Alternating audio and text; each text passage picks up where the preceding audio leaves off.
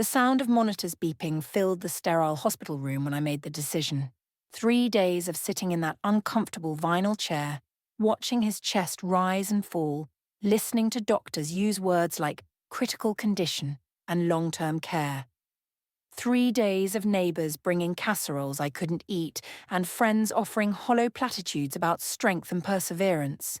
3 days of staring at the face of a man who had been my husband for 42 years, yet somehow remained a stranger.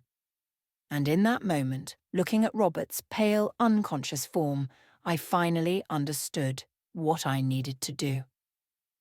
I was going to leave him. The realization didn't come as a thunderclap or dramatic epiphany. Instead, it settled over me like a warm blanket on a cold night, comfortable, familiar, right.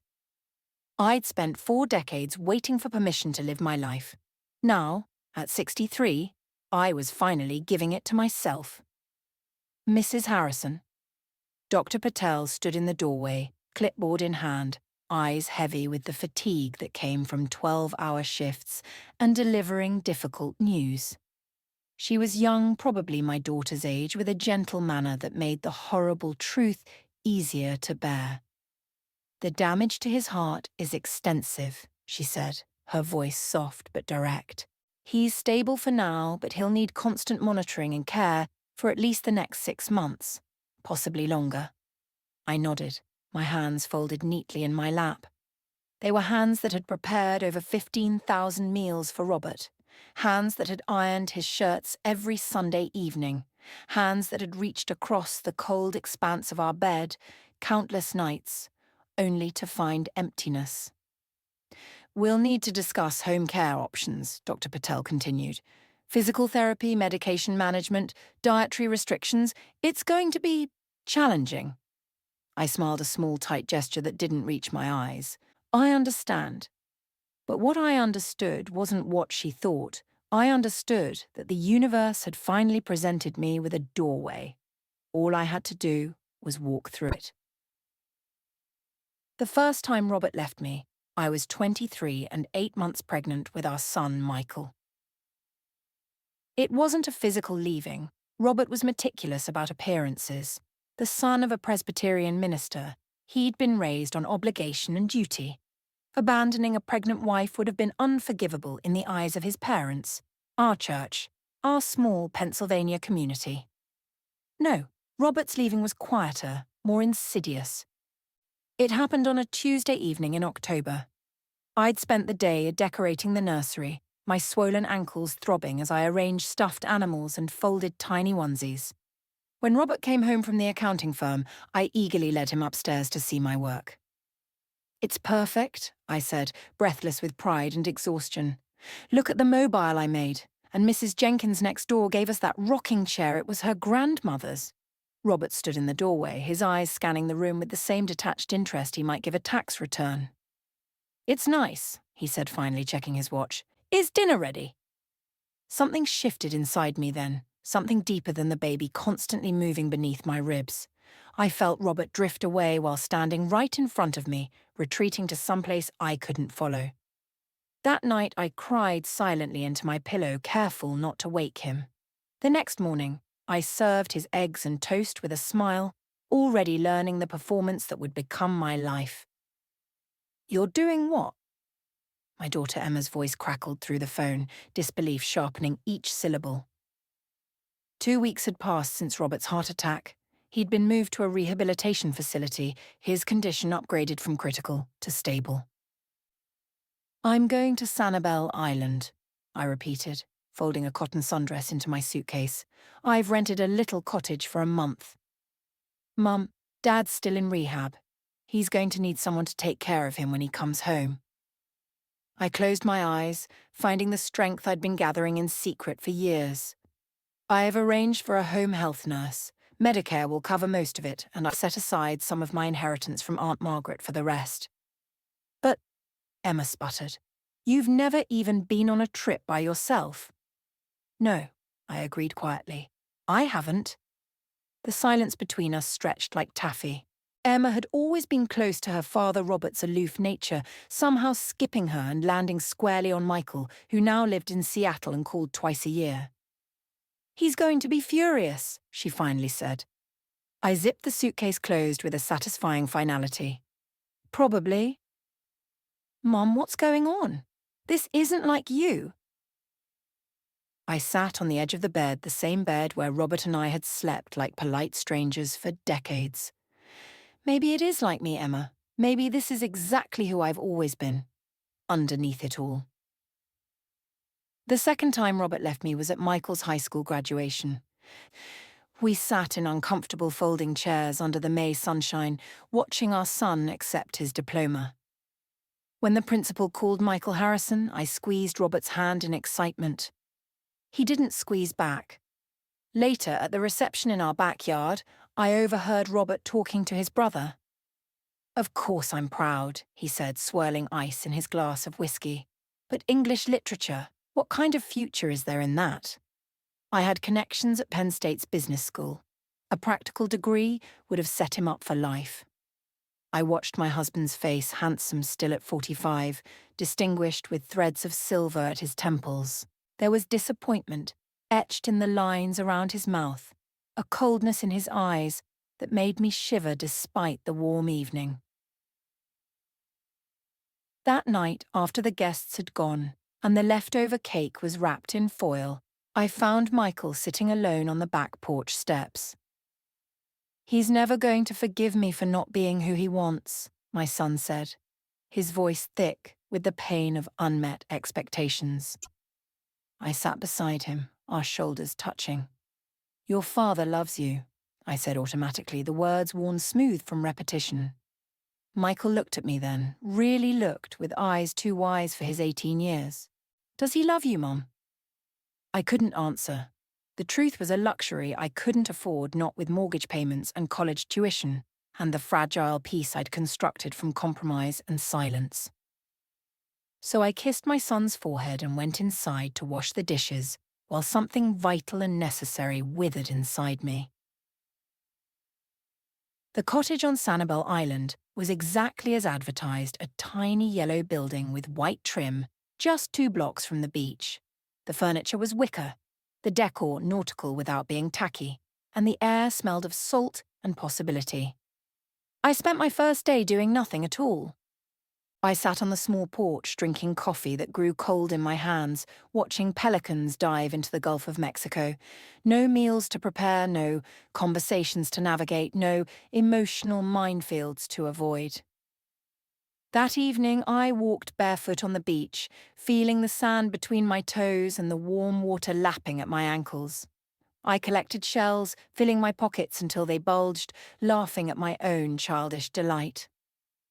My phone rang 7 times, Emma 4 times, Michael once, Robert's sister Judith once, and our pastor's wife once. I let them all go to voicemail. On my second day, I bought a notebook and a pack of coloured pencils from a shop in town. I sat on the beach and drew the horizon, the clumsy lines of someone who had never taken the time to learn properly. The result was amateurish, but deeply satisfying. On the third day, I answered Emma's call. The nurse says Dad keeps asking for you, she said without preamble. I closed my eyes, feeling the sun warm on my face. What does he say exactly? What do you mean? His exact words, Emma. What does he say? A pause. He asks where you are, when you're coming back. Does he ask if I'm okay? Another longer pause. Mom, it's a simple question. He's sick, Mum. He had a heart attack. You can't expect him to— I've had migraines for 20 years, I interrupted softly. The kind that leave me vomiting in a dark room. Last year I had that terrible bout of pneumonia. 3 years ago I needed surgery for my gallbladder. What's your point? My point is that I can count on one hand the number of times your father has asked if I was okay, and I'd still have fingers left over. Emma's breathing was the only sound for several seconds. When she spoke again, her voice was smaller. The doctors say he can come home next week. Someone needs to be there. I watched a young couple walking along the shoreline, their fingers intertwined, leaning into each other with the easy intimacy of people who chose each other every day. I'll be back the day before, I promised. But I need this time, Emma. Please try to understand. After we hung up, I waded into the ocean up to my waist, letting the waves rock me gently. For the first time in decades, I felt the boundaries of my own body where I ended and the rest of the world began. The third time Robert left me was the day I was diagnosed with breast cancer. I was 57, still working part-time at the library, still making his favourite pot roast every Sunday. The lump had been discovered during a routine mammogram, small but suspicious enough for a biopsy. When the doctor called with the results, Robert was sitting across from me at the kitchen table reading the newspaper. I listened to the words malignant, early stage, good prognosis, while watching my husband turn the pages, completely unaware that my world was collapsing. Robert, I said after hanging up, my voice trembling. That was Dr. Marcus. I have cancer. He lowered the newspaper, his reading glasses perched on the end of his nose. What kind? Breast cancer, stage 1. He nodded slowly, processing the information. What's the treatment plan? Surgery first, then radiation, probably. I see. He folded the newspaper carefully, lining up the edges with precision. Let me know when the appointments are. I'll need to adjust my schedule at work. Then he stood up, rinsed his coffee cup in the sink, and went upstairs to shower. I sat at the kitchen table for an hour, waiting for him to come back down.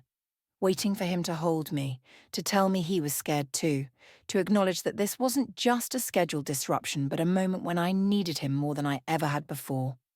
He never came back down.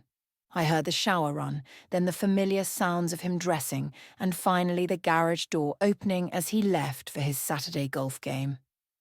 That night, I lay beside him in bed, a canyon of unspoken fears between us. Robert, I whispered into the darkness, I'm afraid. His breathing remained steady, rhythmic. I thought he was asleep until he replied, You'll be fine. Marcus is a good doctor. 3 words. That's what I needed. 3 simple words that never came. I am here. Instead, I got practical reassurance from a man who could balance a checkbook to the penny but couldn't reach across 6 inches of mattress to touch his wife's trembling hand. You look different, Robert said. I stood in the doorway of his hospital room, my skin tanned from 3 weeks of Florida sunshine, my hair trimmed into a stylish bob instead of the practical shoulder-length cut I'd worn for decades. I am different, I replied, setting my purse on the visitor's chair. He looked smaller somehow, propped against the white pillows. The heart attack had stolen some essential vitality from him, leaving his skin papery and his cheeks hollow. A surge of pity washed over me, followed immediately by a familiar resentment at my own soft-heartedness. They're releasing me tomorrow, he said. The nurse told me you've hired some home health aide. I nodded. Her name is Melissa. She has excellent references. I don't need a stranger in our house. His jaw tightened, the same expression he'd worn when arguing with Michael about college, when Emma announced she was postponing law school to travel, when I suggested using some of our savings to remodel the kitchen. Yes, you do. I kept my voice gentle but firm. You need help with bathing, medication management, physical therapy. It's only for a few months. You've always handled these things. And there it was, the assumption that had defined our marriage, that I would handle things, that I would be there, invisible but functional, like a reliable appliance. I can't do it anymore, Robert. He blinked, confusion clouding his pale blue eyes. Can't do what? Pretend. I sat on the edge of the bed, careful not to disturb the IV line in his arm. Pretend that what we have is a marriage. Pretend that I'm not lonely. Pretend that I don't matter. What are you talking about? Irritation sharpened his voice. We've been married for 42 years. Of course you matter. When was the last time you asked me about my day? Or told me something you were thinking? Or touched me because you wanted to, not because it was Friday night and that's when we have sex? Robert's face flushed.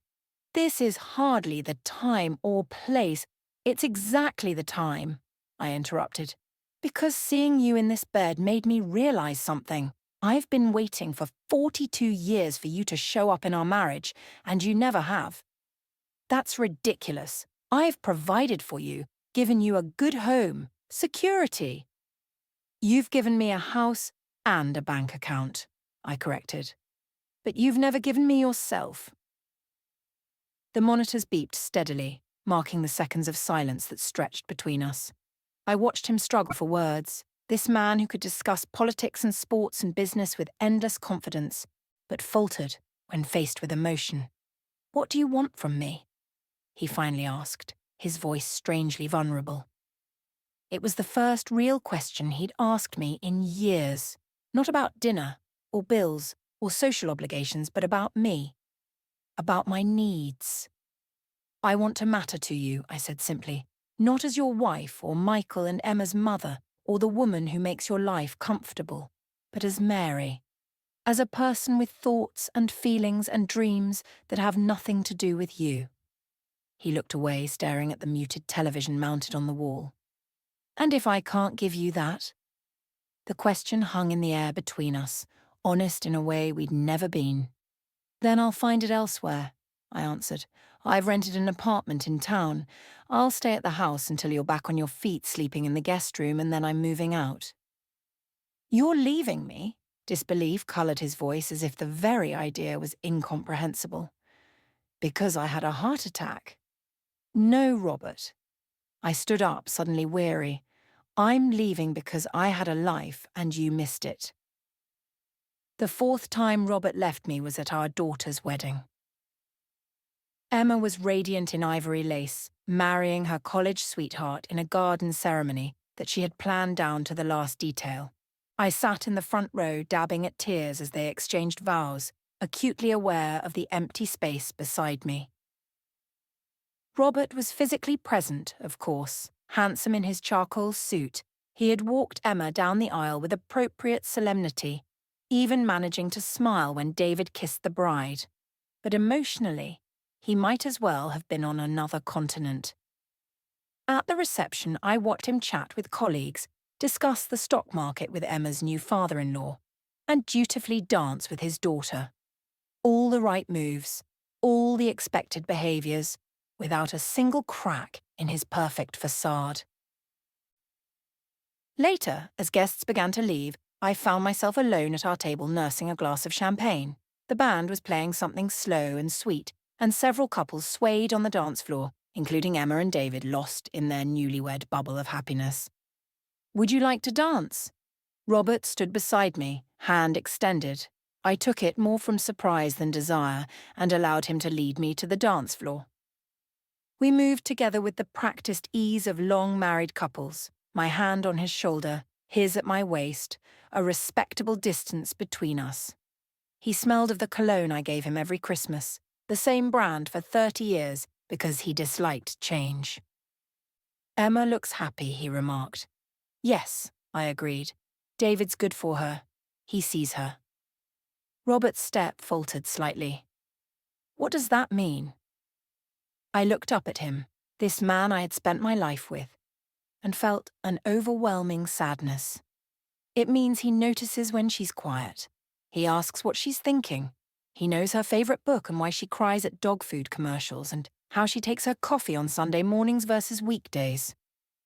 Robert's expression remained neutral, but his hand tightened on mine. "And I don't see you. Is that what you're saying?"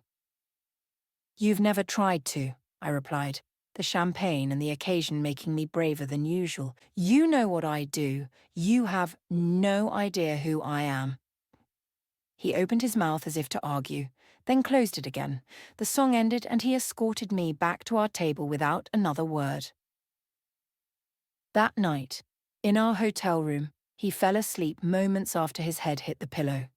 I lay awake beside him, wondering if it was possible to be lonely and not alone at the same time. Moving into my apartment was easier than I expected. I didn't take much from the house, just my clothes, books, and a few cherished mementos. Robert watched from his recliner as Michael and Emma helped carry boxes to my car, his face unreadable behind his newspaper. "Call me if you need anything," I told him, standing awkwardly in the living room that had been mine for 4 decades. "Melissa will be here every morning at 8, and her number is on the refrigerator." He nodded without looking up. "The water bill is due on the 15th. "I've set up automatic payments for all the utilities," I said, "and I've made enough meals to fill the freezer for 2 weeks. Just follow the reheating instructions I wrote down." Another nod. I waited, hoping for something. Anger. Sadness. Any indication that my leaving affected him at all. Finally, I turned to go. At the door, his voice stopped me. "I don't understand why you're doing this." The newspaper was lowered now, his eyes meeting mine. "Is there someone else?" I almost laughed at the absurdity of the question. "No, Robert, there's no one else. There's just me. Finally.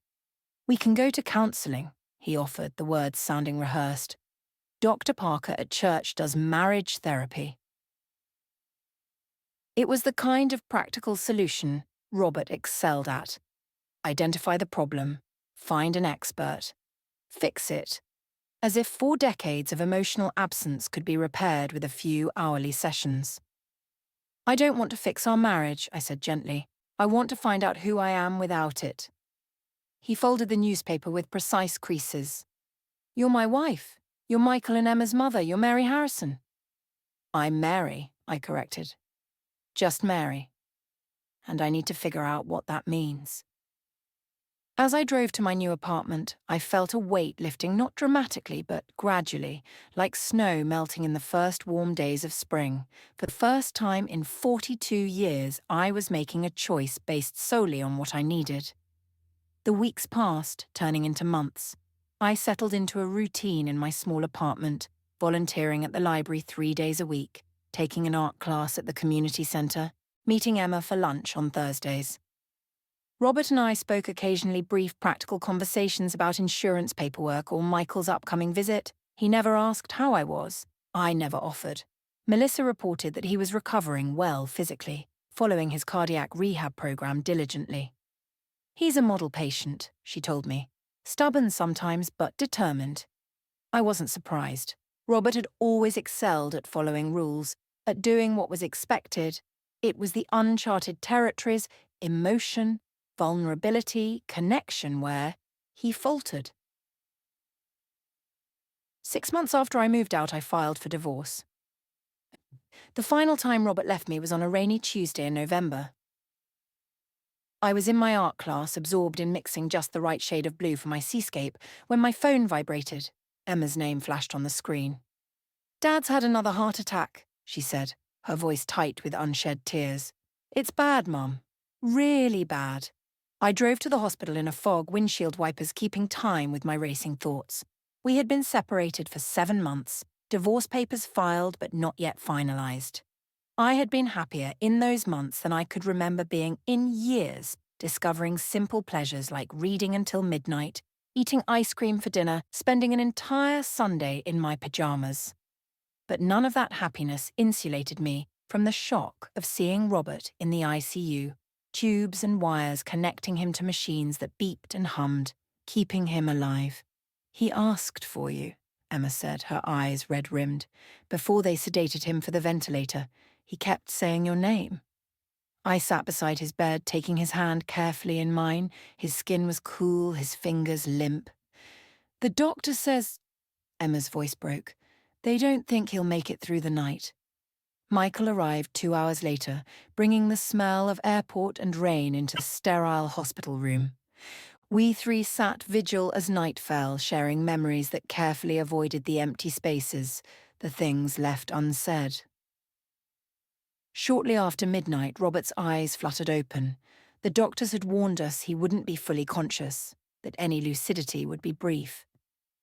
But when his gaze found mine, I saw something I'd been waiting for my entire marriage. Recognition. Not just of my face or name, but of me. His lips moved, forming words around the ventilator tube. I leaned closer. "I see you." he mouthed, each word an effort. 3 simple words, 42 years too late. He died at 3:17 a.m., slipping away between one heartbeat and the next, but with my hand still holding his. The sun is warm on my face as I walk along the shore of Sanibel Island. It's been a year since Robert's death, 10 months since I scattered his ashes in the garden he tended so meticulously. I come here often now to this place where I first remembered who I was. My small retirement fund, combined with Robert's life insurance and pension, allows me to rent the same yellow cottage for 2 months each winter. I've made friends here, other women my age, some widowed, some divorced, all rediscovering themselves in the second acts of their lives. We meet for coffee, take sunrise yoga classes on the beach, share bottles of wine, and stories of our lives before. Sometimes I tell them about Robert, about our marriage of parallel lives, never quite intersecting, about the loneliness of being unseen by the person who should have known me best. But more often, I tell them about me, about the watercolour class I'm taking, the volunteer literacy programme I've joined, the trip to Italy I'm planned for next year, about the joy of waking up each morning and asking myself, what do I want today? It's a simple question, one that took me 63 years to learn to ask. As I bend to pick up a perfect sand dollar, I think about those final moments with Robert, the recognition in his eyes, the words he fought to say. I'll never know if it was genuine understanding or simply the delirium of a dying man. But I choose to believe he saw me finally, and in that moment, I was able to see him too, not as the distant husband who had left me in 1,000 small ways throughout our marriage, but as a flawed man who never learned the language of love. I forgave him then, not for his sake but for mine, because carrying anger is exhausting and I have too many sunrises left to waste on regret. The tide is coming in now, washing away my footprints. I turn back toward the cottage, toward the book waiting on my porch and the dinner invitation from my new friends for later. Tomorrow I might take the shelling cruise to Captiva Island, or drive to Naples for the art festival, or simply sit on the beach and watch the dolphins play offshore. The choice is mine, it always was. I just needed to learn how to make it. If you enjoyed this story, please leave a comment sharing your thoughts or similar experiences. We all have moments when we must choose ourselves, and your story might help someone else find the courage to make that choice.